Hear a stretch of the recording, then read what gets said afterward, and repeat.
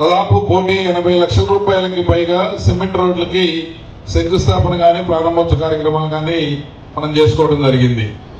ఇప్పుడే మంత్రి గారి చేతుల మీదుగా దాదాపు 80 లక్షల రూపాయలతో గతంలో నిర్మించిన రోడ్లన్నిటికీ కూడా ప్రారంభోత్సవ కార్యక్రమాలని మనం చేసుకున్నాం.